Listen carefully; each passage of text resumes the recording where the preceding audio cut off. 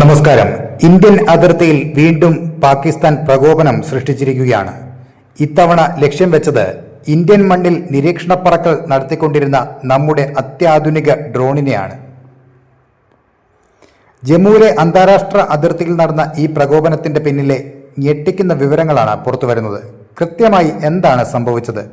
പാകിസ്ഥാന്റെ ലക്ഷ്യം എന്തായിരുന്നു? വിശദമായ റിപ്പോർട്ടിലേക്ക്. ജമ്മു സെക്ടറിലെ കനാചക് മേഖലയിലാണ് സംഭവം നടന്നത്.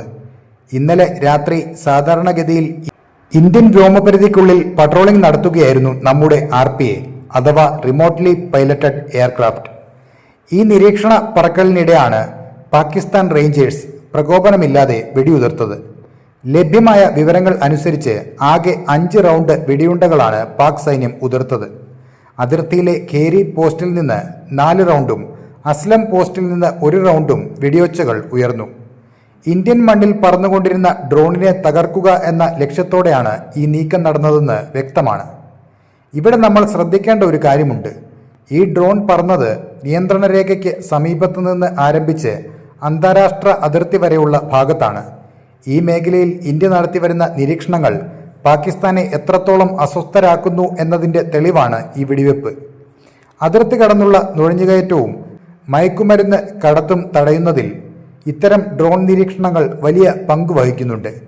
ഇന്ത്യയുടെ കണ്ണുകൾക്ക് മുന്നിൽ തങ്ങളുടെ ഗൂഢനീക്കങ്ങൾ വെളിച്ചത്താകുമെന്ന് ഭയന്നാണ് പാകിസ്ഥാൻ ഇത്തരം ഭീരുത്വപരമായ നീക്കങ്ങൾക്ക് മുതിരുന്നത്.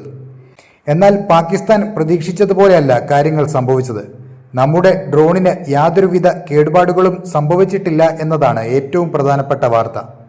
വെടിയൊച്ചകൾക്ക് നടുവിലും പതറാതെ ആ നിരീക്ഷണ വിമാനം അതിൻ്റെ ദൗത്യം വിജയകരമായി പൂർത്തിയാക്കി. 2 മണിക്കൂറോളം നീണ്ടുനിന്ന പട്രോളിങ്ങിന് ശേഷം സുരക്ഷിതമായി അത് വിക്ഷേപിച്ച ബേസിലേക്ക് തന്നെ തിരിച്ചെത്തി. ഇത് ഇന്ത്യയുടെ സാങ്കേതിക കരുത്തിൻ്റെയും നമ്മുടെ സൈനികരുടെ മനക്കരുത്തിൻ്റെയും വിജയമാണ്. ഇന്ത്യൻ കരസേനയാണോ അതോ വ്യോമസേനയാണോ ഈ ഡ്രോൺ പ്രവർത്തിപ്പിച്ചതെന്ന കാര്യത്തിൽ ഇപ്പോഴും ഔദ്യോഗിക സ്ഥിരീകരണം വന്നിട്ടില്ല. ഇന്ത്യൻ അതിർത്തികൾ സുരക്ഷിതമാണ്.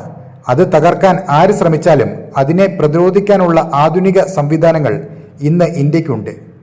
അന്താരാഷ്ട്ര നിയമങ്ങളെ കാറ്റിൽ പറത്തി പാകിസ്ഥാൻ തുടരുന്ന ഇത്തരം നീക്കങ്ങൾക്കെതിരെ ഇന്ത്യ ശക്തമായ പ്രതിഷേധം അറിയിക്കാൻ സാധ്യതയുണ്ട്. ഈ സംഭവത്തെക്കുറിച്ച് നിങ്ങളുടെ അഭിപ്രായങ്ങൾ താഴെ കമന്റ് ചെയ്യുക. അപ്പോൾ മറ്റൊരു വാർത്തയുമായി വീണ്ടും കാണാം. നന്ദി.